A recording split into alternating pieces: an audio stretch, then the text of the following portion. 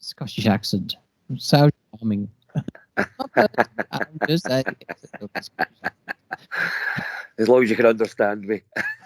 As long as you can understand me, I'm from the Midlands, so No, that's all right. That's fine. I think my accent's much harder to follow. So anyway, we're talking today with the vocals and guitarist Alan Nimmo, one of the founder members of the hard rocker from Glasgow, King King.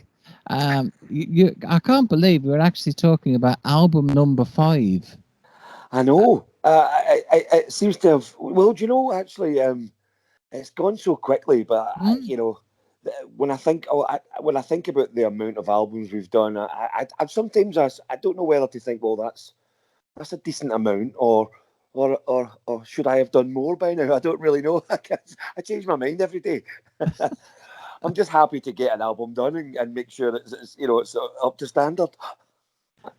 Well, so far every album you have put out has been certainly up to standard. Oh, good. I mean, every critic agrees with me that you seem to go from strength to strength. I mean, I remember seeing you with my husband at the Robin 2. Oh, it's got to be 3-4 years ago. You know, we were saying back then, these guys have got it. Oh, well, you know, I think one of the things that, you know, as a music fan myself, you know, listening to albums over the years, and you know, when you have bands that you love and you wait for their next album, and I've seen it so many times when, you know, bands seem to have a lot of bands tend to peak on their first or second album, and then sort of the music kind of you know, gets in danger of declining after that. And I never wanted that. I never wanted to have that. I wanted to learn from each experience, and then, you know, make every album after that like better than the last one. And you know, and I to be honest, I think we've achieved that. I think each time we've learned from what we did the last time and managed to make better music the next time around. And you know, that's certainly been the case this time. Anyway, I think this latest album, I'm very proud of the fact that we've probably done our best work to date. Yeah, I mean, there is a clear evolution with each album that comes out. You know, you can clearly hear that you're settling down as a band, and you know, you've got a set idea in your heads of where you want to go. I mean, I think you just, I think you learn as an artist, as a creative person. I think you learn that way. You gain experience from that as well. To turn to the next one, you learn as you know, from the process as well, from the, you know, recording techniques or you know, songwriting technique, you know, and just the whole process of making music, making albums. I think, you know, if you've got to keep on learning each time. You've got to keep on, you know, learning from. I don't want to say your past mistakes, but you know, you learn from your experiences, and you learn how to. Because I mean, I can listen to every album and think, oh goodness, no, I would have done that differently. I mean, I'm pretty much like that with everything. Not long after I've done it, you know, I'm looking back on it, going, well, you know, I could have done that like this, or I would have maybe have done that a bit differently. But I mean, that's just all good, because that means that you've still got that hunger for wanting to do better and keep improving. Absolutely. And you wouldn't be a musician if you wasn't critical about yourself. Of course, yeah.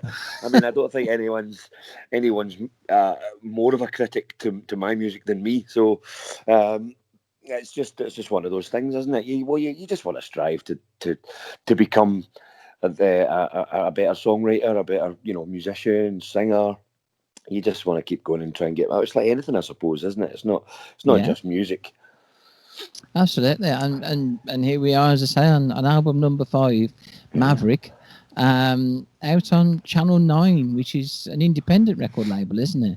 Yes. I started my own label. Great. You know, I just like we've always been a band that's been, you know, very in-house. You know, we just do the work by ourselves. We always did, and I find that, you know, when it's yours, your baby, you know, your business as well, and I just find that if no one's going to put that more care into it and love into it than me and my own team. So I thought, well, you know what, let's not bother like giving half of it away to a label that's faceless, doesn't really care. Let's just do the work and just I think the older I get as well, the more control I want to have over my career and my material. Absolutely. And I think this is the way to do it. And yeah, I mean, it does. I mean, it involves getting your sleeves up now and again, and having to do a bit more work. But at the end of the day, that's what we're here for. Oh yeah, I mean, every song is your baby, isn't it? And Yeah, you want what's best for it, and of course you do. Yeah. And I believe it's out on the 6th of November. It is, yes. And people can pre-order it from your website, can't they? kingking.co.uk.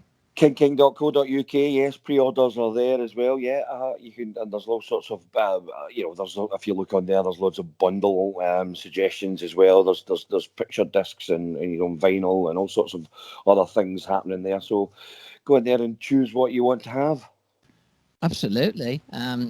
Lovely to see picture discs back again. I always had a soft spot for picture discs. Do you know, I did one of my favourites. I was a teenager and I bought the Steve Vai's Passion and Warfare picture disc vinyl. You know what? And it was apart from the fact that I played it every day. I played it all the time.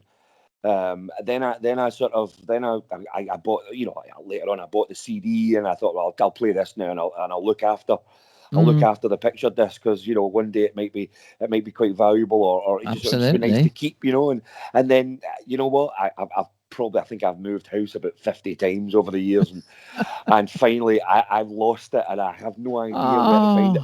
And I've been on, like, I think to myself, I could maybe go on eBay or somewhere I can order it and buy another one. But you know what, I just think, no, it wouldn't be the same. I wanted the original when it came out, I have no idea where it is. I'm pretty certain that my brother's got it or my mother. It'll be in a cupboard somewhere in one of those houses. I know it's got crackles and popples on it, but it's your crackles and popples. That's it. It is, yeah. Absolutely. There's 2 songs going around on YouTube from you guys as well, which I think, given the current situation the world finds itself in, I think the titles are very poignant. Never Give In and I Will Not Fall, which was obviously released in February. That wasn't it? That's right. Yeah. Tell us about those, because those are that keep people going these days. Songs like that. Well, yeah. I mean, I think with I suppose, yeah, they end up very apt songs, with the current situation in the world, but I mean, these are things that I suppose I've been talking about for a while, really, and especially in where lyrics are concerned. We from the previous Exile and Grace album, we had a song called Broken, which was pretty much a similar thing in theme to what my concerns are. My concerns are always about the state of the planet that we live in, the world we live in, the people, and we're just wishing that it was we could make it a better place for ourselves and stop all the fighting and all the war and everything else. And I mean, never ever from a political point of view of more just from a human angle, and I wanted, and I felt like Broken from the previous album was a very, it was a worrying kind of a doubtful kind of theme, but I wanted something. I wanted to, I feel like I've obviously got more to say about these kind of things. So I've got, and I find myself wanting to talk about it in lyric. So I wanted more of a positive, hopeful outlook, right? So I wanted to talk about the strengths of us, the strengths of the people, and as individuals as well. So basically saying, well, we're going to get obstacles thrown in front of us all the time. We're going to get things getting in our way, and stuff to try and slow us down or stop us. There's going to be people in the world, unfortunately, that are going to try and take from you and what's not theirs. And I just wanted to talk about that a little bit, but it turns out kind of apt as well for what's going on with the pandemic. So it's just a message of hope, saying have some strength, never give in, pretty much simple as that. Just keep on going, no matter what gets thrown in front of you. Absolutely, and as I say, this day and age, any song like that is certainly hits home at the moment. Mm. It'd be so easy to have songs, almost apocalyptic. Yeah, yeah. But we will get through it. There will be an end to it all, and people will get back to normal. Yeah, And I hope so. You know, mm, it's it's just a shame that that this has happened, and it's I choose not to sort of delve in too deeply as to what, why, and where, and when, and everything else. But we just have to endeavour to get through it all, and hope that we can all get back to doing what we do best sooner or later. And that's really all we can do. We just have to just people just have to maybe a little bit more responsible a wee bit at times, because if we're not careful, we're going to head for another lockdown, and that's yes, going to be disastrous. And yeah, but as soon as any restrictions seem to get lifted, people just seem to think that that's yes, the human nature, I suppose. We all think that that's it over, because it's been it's been eased a little bit, when it's yeah, it's all over now and everyone's just back to normal, and we're just going to head. We're heading into danger if we're not careful. So I just hope yeah. that people can be responsible for a while longer yet, to make sure that that doesn't happen, and that we all sort of get back to normality. Because especially for guys like us, the creative types in the world, we're kind of sometimes we're the ones that slip through the kind of cracks, and we Mm, don't get looked after as much, and we're kind of an afterthought. But what which is disappointing, because when you think about, especially in the UK, the UK's best export is music.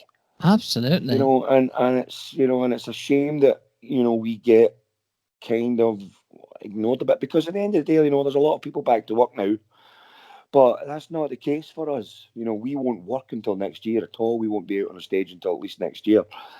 And that's but my fear for then is that it's August at the moment, and people are going to be back to work now, and by the end of this year, going into 2021, people's memories are very, very short, and people will be like, so used to being back into that, so that the way of life working and back to normal, they'll be like, you what? You who?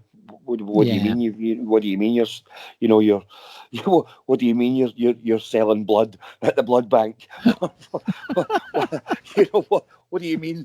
What's the problem? Everyone's back to work, has been for ages, but that's not the case for bands, of course, No, as you know, because no. tours have got to be set up and well in advance, and then promoted well, and there's got to be loads of time given before that can happen, and all that kind of stuff. So so we're just waiting. We're just waiting for long periods of time, longer than most. Well, yeah. I mean, the music industry at its best is a precarious industry. Yeah. And with all this going on, I mean, we hear from so many musicians who are struggling.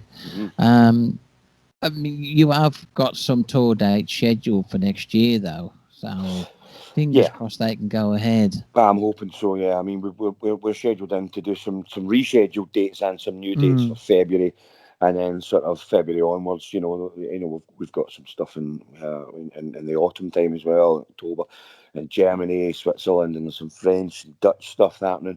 But I just hope that come February that it's actually all going to be okay to go ahead. But there's mm, always that worry, and especially with sometimes the way that I'd certainly, I do see people getting very complacent about how the about with the restrictions that are still in place, and people are just ignoring everything. And yeah, it gets me a bit worried that things just are just going to end up. We're just going to we as the people are once again are going to shoot our own selves in the foot again, and make this all sort of, I just hope that doesn't happen. I really do. I would plead, I'd plead publicly with the people not to misbehave, and to follow the guidelines, and make this place a safe place for us all, so that we can get on with it.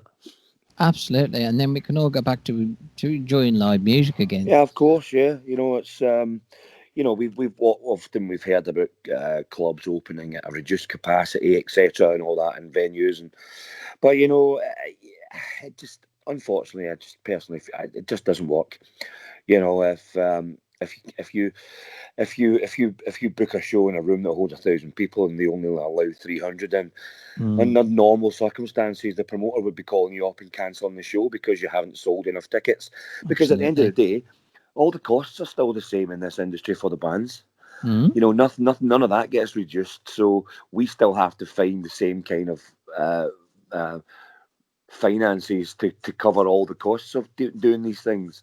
Absolutely. You know, and then it doesn't work. So, you know, in that kind of sense, for me to go out on a tour playing in venues that are heavily reduced capacity would only cost me more money than it would to stay at home and do nothing. Yeah, absolutely. So I mean, it's people really, don't it's really realise difficult. that. Yeah, they don't. Unfortunately, you know, the part of the perception that we have to create as entertainers in this world is to make people think that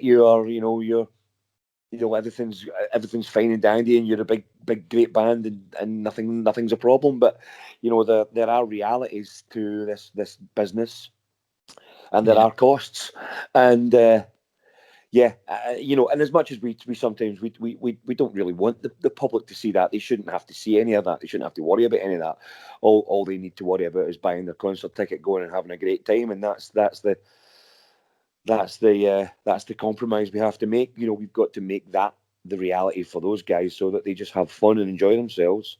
But yeah, you know, we've got to deal with all the worry and stress of the rest of it. But if it's just not going to work out, then people need to realise also as well that, you know, we can't just, you know, we get asked it all the time on the social media. Can't you just come out and do this? Can't you just do that? Like, just do it tomorrow. It's like, you know, things don't quite work like that. But yeah, who knows? I mean, on the subject, I mean, like everybody else in effective lockdown, I mean, how are you keeping yourself sort of, I mean, how are you looking after that silken Scottish voice of yours for a start? Well, you know, like you say, like we're just talking about, you know,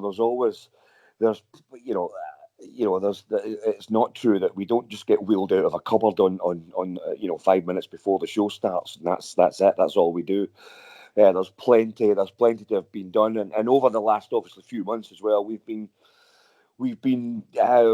finishing off the album and, you know, getting that stuff done, and then of course we got so far with the album, and then the lockdown hit us, and then I had 3 songs left to sing. That was all. All the music was done. Everything else, it was just 3 vocals left to put on the album. The studio closed, so it took a long time for them to actually just open the door just for me and set it up in a very specialised, socially distanced manner for me to get in there and just sing the last 3 tunes. And then, you know, so I mean, between that, organising all the artwork and everything else, and doing the odd little sort of lockdown piece here and there, and just basically, because you're not touring, you've got to try and keep that momentum going for the fans as well. So you've got to still be present as much as possible, even when there's very little to do. So, you know, we've just been trying to come up with various pieces of content every week. We put out an e-letter every week with the website to the fan group and to any subscribers. And, you know, there's various, like, you know, little videos that we've done just exclusively for people who sign up to the newsletter. Things like that. So I sit here, I'll maybe record a couple of little songs, and then I'll get Johnny to play some piano on there as well, and then if we want to do a video of that, you know, we sort of sit and we manipulate video to make it look nice, and we you know, I mean, so you're kept busy all the time, really, is what I'm saying. I suppose we have been occupied for the time, but, you know, unfortunately, all of this is great to keep the momentum going and keep people's attention that, the band are still here, so they don't forget about you. But none of it brings in any revenue, so no. So it does get a bit difficult. So, you know, savings and whatnot have all since depleted, so it's getting a bit sort of tight now. So I better be careful, or else I'll be I may be strutting around the docks with a set of high heels on. That's my husband's job, steady on. Yeah, well, I'll tell him I'll meet him there.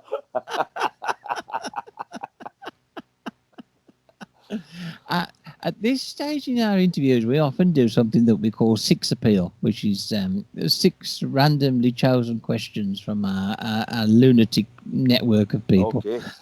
So some are very sensible, and some are fucking useless, to be honest. But here we Right. go. Okay. This one's a sensible one to get you started there. Who would you say is your favourite vocalist of all time? Who really inspired you? Oh, well, I mean, Paul Rogers was a very massive inspiration on me. But you know, I could never stop at one. You know, Paul Rogers was probably the main influence. I mean, Paul Rogers, listening to Free in particular, and Bad Company as well, but you know, mainly Free when I was young. Paul Rogers and Paul Kossoff, who played guitar, were two major influences on me, and still are to this day.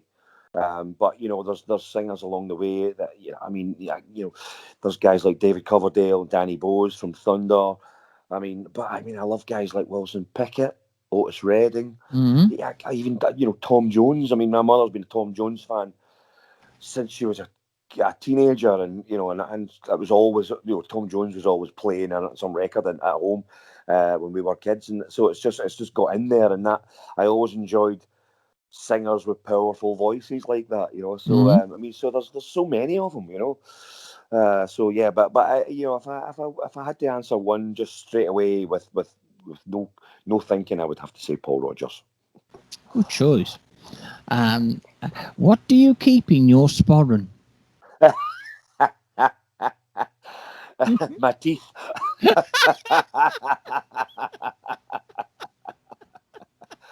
Well, the thing is, I actually don't wear a sporran when I'm on stage because it gets in the way of the guitar. It sits in the back of the guitar and moves it and scratches it. But if I did, I'd probably keep very boringly probably just a bunch of plectrums and a spare key to the van. What's your favourite guitar chord? My favourite guitar chord. Which one do you always seem to gravitate to? Oh, you know what? I have no idea. Half, like 3/4 of them, I don't know the name of. Now, neither do I, but It's you know, one of those things. I learned guitar by literally listening. I picked a guitar. There was an old Yamaha guitar in our living room that sat there for years, an old acoustic guitar, and it sat there like it was held together with silver gaffer tape. It had been trodden on. It was used as a coat hanger for all that stuff. And then when I really got into wanting to learn how to play guitar, I picked that up and I literally put on music, and I fumbled around until it sounded like what I was listening to. So yeah, but I mean, as a guitar player and as a rock fan, I suppose you set your guitar up on stage, you're getting ready for sound check, and the first thing you do is you play that sort of that rock A chord where you end up playing that All Right Now or something or other like that. Or there's something from AC/DC that always starts there. So that's probably the chord I just play the most in that kind of sense. But I don't know if it's my favourite chord or not. It's just a convenient chord to play to get a sound. That's the one your fingers tend to just fall on. That's it, yeah. Yeah. Sweet or sour? Oh, that's difficult because I would have said years ago, I would have automatically said sour. I think the older I get, the sweeter my tooth's getting. So I'm going to say sweet right now. Yeah, best at the moment because it's very comforting. Yes, it is. Absolutely. What would be your most embarrassing live moment? Oh goodness, maybe if I don't know, maybe if my belt buckle broke and the kilt fell off. That's it. There's nowhere else to go after that. There's nothing underneath it. Now that answered my question. There you go. 2 birds. And finally, what animal would you say you're most like? Oh, the wolf. Oh, good choice. Yes, my favourite animal. Oh, they're so gorgeous. Oh, they're beautiful.